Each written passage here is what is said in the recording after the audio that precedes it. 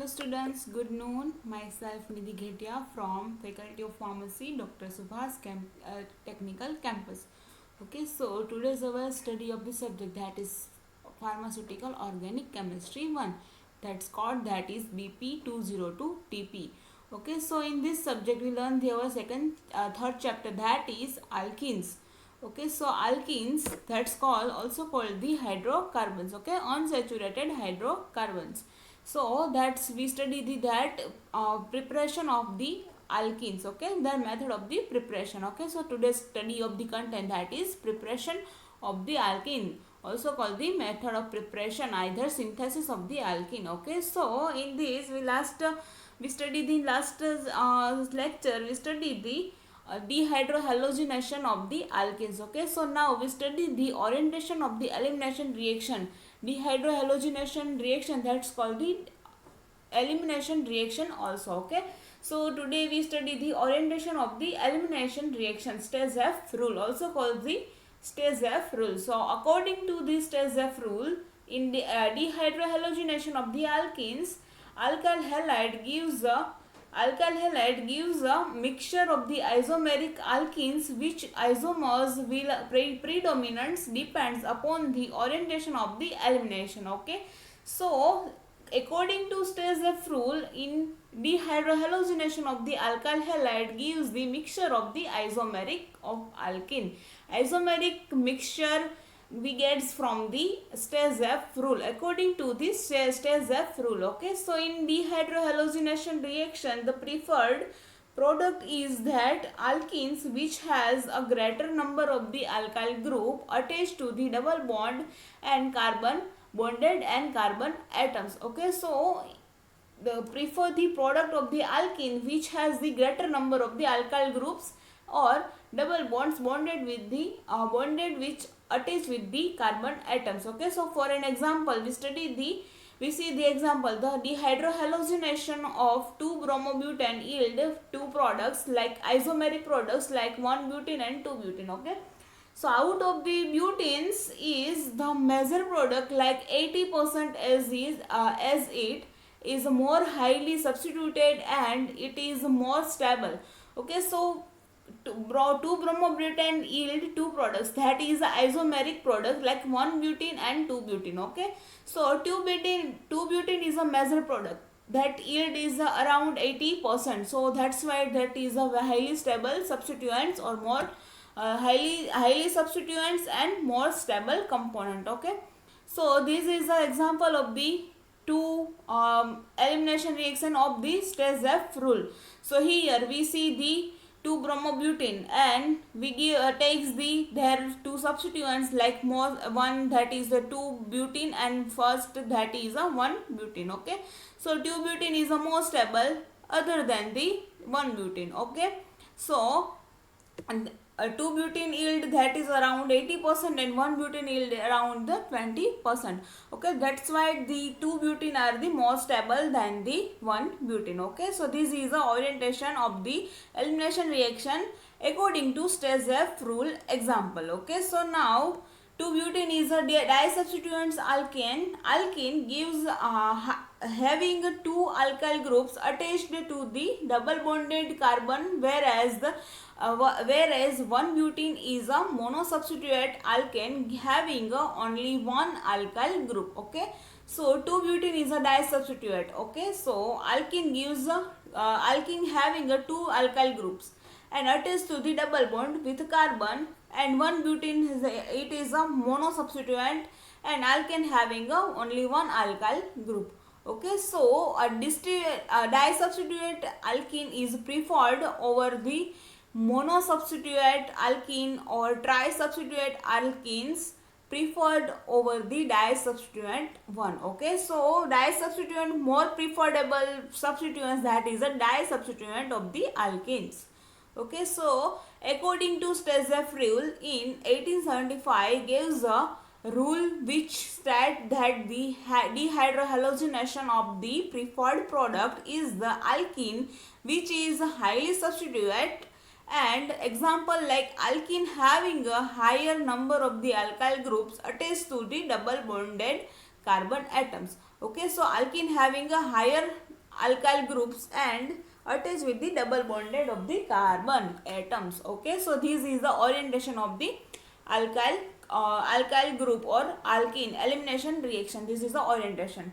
Now we study the substituent sequence of the alkyl groups. Okay, so the alkene with a higher number of the alkyl groups is forms the faster than the alkenes. Okay, and relative rates of the formation of the alkenes is, so R2C and R2C double bonded Cr2 greater than the R2C and carbon hydrogen and alkyl group, and greater than with R2C and CH2 and R2 RCH and double bonded CHR and greater than RCH double bonded CH2. This is a sequence of the alkene. Okay, so stability sequence also same. This alkyl group formation, rate of the formation of the alkenes. Okay, so stability also same sequence follows of the in alkenes. Okay, so now we study the E1 and E2 reaction difference. So E1 reaction versus E2 reaction. Okay, so in last lecture we studied the E1 and E2 reaction. So they both called the elimination reaction, also forms in a dehydrohalogenation of the reaction. Okay, and in E1 reaction it is a unimolecular elimination reaction, and E2 reaction, that is a bimolecular elimination reaction. Okay, so in E1 reaction it is only involves the two step, and E2 reaction it is a follows the one step reaction. Okay, so there is a formation of the carbocation as an intermediate in E1 reaction, and E2 reaction no any carbocation are the formed.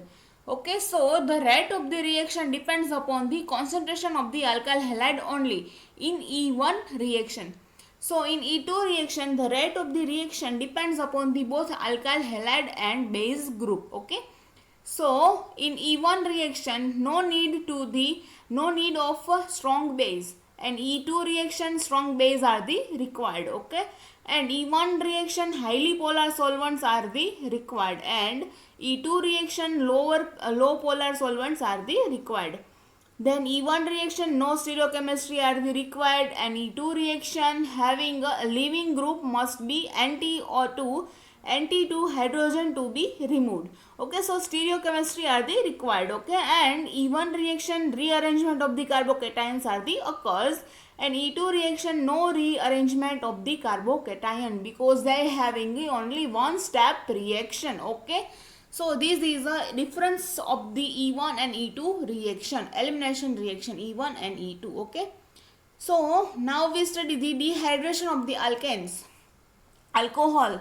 So alkenes can be prepared by the dehydration of the alcohol in the presence of the protanoic acid such as the concentrated H2SO4 and H3PO4. Okay, so protanoic acid like H2SO4 and H3PO4. So alkanes can be prepared by the dehydration of the alcohol in the presence of the protanoic acid. Okay, so instead of the protanoic acid, Lewis acid such as anhydrous zinc chloride or alumina can be used. Okay, so in this we take the first alcohol and at a higher temperature and in the presence of the protanoic acid like H2SO4 and H3PO4. Okay, so we take the one alkene CnH2 and we gets the one alkene and one water molecule are removed. Okay, so in dehydration of the primary alcohol requires the concentrated acid and at a high temperature like 443 to 453 Kelvin. Okay, so ethyl alcohol and at 95% of the H2SO4 at higher temperature we get the ethylene plus H2O molecule. Okay, so this is a dehydration of the alcohol reaction. Okay, so in dehydrohalogenation of the monohalide or alkyl halide. Okay, so removal of the next method of preparation, that is a dehydrohalogenation of the monohalide or alkyl halide.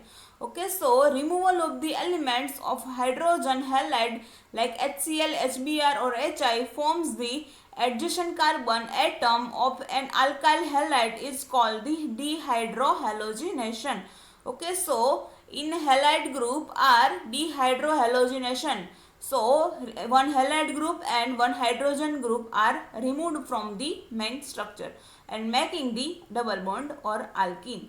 Okay, so here ethyl bromide plus KOH at a delta temperature, higher temperature, which reaction are both, and one ethene are making, and one KBr, that is a bromide, that is a halide group, and H2O, that is a one water molecule are removed. Okay, so this is a dehydrohalogenation of the monohalide dehydrohalogenation. Okay, now we study the Hofmann elimination reaction.